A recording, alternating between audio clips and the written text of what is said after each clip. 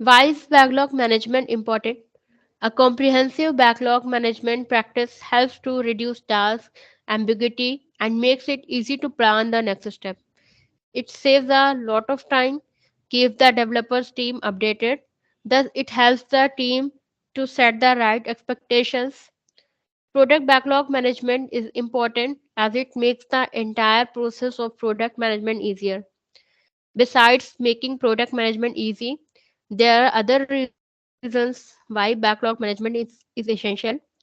With product backlogs, the developers teams need not follow up with everyone in the team. Instead, they can look at the product backlog to identify the tasks that need to be done in what order and tick off the ones that have already been done. Product backlog management helps with iteration planning as it ensures that the backlog items are updated and ready to be used for planning purposes. Another reason why backlog management is crucial is that you want your product backlog to be flexible, quick, and inspired. But without the activity of product backlog management, your backlog can become large, complex, and unreasonably challenging to control in no time. While product backlog is meant to make lives easier, an excessive size and, and unorganized product backlog can create problems. It can affect your innovation embedded in the product and create frustration for the agile development teams working on the product development. Also, it can slow down your time to market the product, which you know is not that good for your overall business health. तो product backlog management क्यों important है? क्योंकि क्या होता है कि जैसे कि अगर बैकलॉग की हेल्प से डेवलपर्स क्या करते हैं, डेवलपर बैकलॉग्स को फॉलो करके वो अपना मतलब वर्क करते हैं, अपने मतलब जो अलग अलग स्प्रिंट्स पे काम करते हैं, तो वो स्प्रिंट्स कहाँ से उठाते हैं, बैकलॉग से उठाते हैं। ठीक है, बैकलॉग से ही वो आइडेंटिफाई करते हैं टास्क को कि किसको हमें कंप्लीट करना है, किसको डन करना है, किसको नहीं डन करना है, किस ऑर्डर में करना है। ठीक है, टिक करते हैं, जो ऑलरेडी हो चुके हैं उनको टिक ऑफ कर देते हैं। तो ये सारी चीज़ें मतलब बैकलॉग के ही थ्रू मतलब बैकलॉग की ही हेल्प से पॉसिबल है, ठीक है? बैकलॉग मैनेजमेंट के थ्रू हम लोग इटरेशंस को प्लान करने में मतलब इटरेशन प्लानिंग में हमें हेल्प मिलती है, ठीक है? हम लोग इटरेशंस को हम लोग ईज़िली उसको प्लान कर सकते हैं, ठीक है? किस इटरे मतलब कौन से इटरेशंस हमें पहले प्लान करने हैं, कौन से बाद में करने हैं, ये सारी चीज़ें हम लोग बैकलॉग मैनेजमेंट के थ्रू ही करते हैं, ठीक है? हम लोग जो आपका जो प्रोडक्ट बैकलॉग मैनेजमेंट होता है, ठीक है?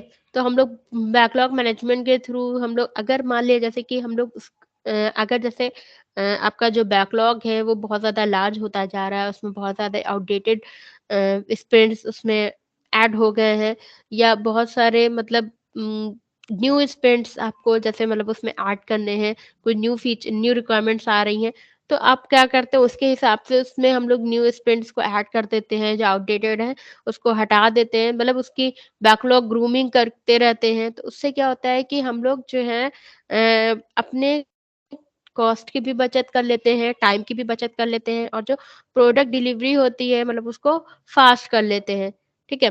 प्रोजेक्ट को हम लोग फास्टली डिलीवर कर देते हैं। अगर मान लिया आपका बैकलॉग ओवरसाइज़्ड है, तो उसको हम लोग बार-बार ग्रूमिंग करके उसको हम लोग क्या करते हैं कि उसको जैसे कि जो आपके कॉम्प्लेक्स टास्क हैं, जो क्या बोलते हैं थोड़े से कॉम्प्लिकेटेड टास्क है उनको स्मॉल टास्क में कन्वर्ट करके उसको ब्रेक करके छोटे-छोटे स्प्रिंट्स में ब्रेक करके हम लोग उस पे काम करते हैं, ठीक है? जो आपके आउटडेटेड हो गए हैं, जो पुराने हैं, जिन पे मतलब जिनकी रिक्वायरमेंट नहीं है, जो फालतू पड़े, उनको हम लोग उसमें से हटा देते हैं।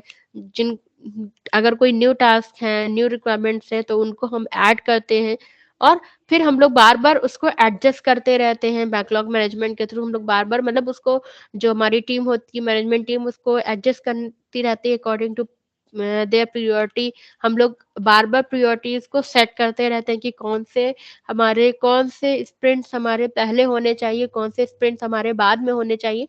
तो ये सारी चीज़ें मतलब इन सारी चीज़ों को ध्यान में रखते हुए तो इसलिए हमारा जो बैकलॉग मैनेजमेंट है, वो इम्पोर्टेंट है किसी भी सॉफ्टवेयर डेवलपमेंट में, ठीक है?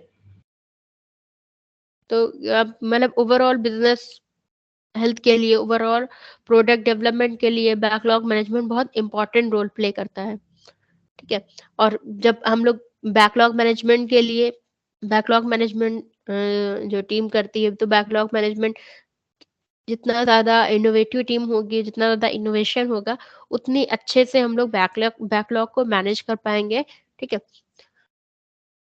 उतने अच्छे से हम लोग क्या कर पाएँगे मतलब उसको मैनेज करने के लिए तो हमें कंपैरिज़न करना होता है ना कि कौन-सा टास्क हमारे लिए मतलब ज़्यादा हेल्पफुल है, हमारे प्रोजेक्ट के लिए कौन-सा टास्क हमारे लिए मतलब जिसको हम बाद में भी करके हम लोग अच्छा कर सकते हैं। तो ये सारी चीज़ों के लिए इनोवेशन चाहिए होता है। तो जो क्या बोलते हैं इनोवेशन को ये अफ़ेक्ट करता है बैकलॉग मैनेजमेंट, ठीक है?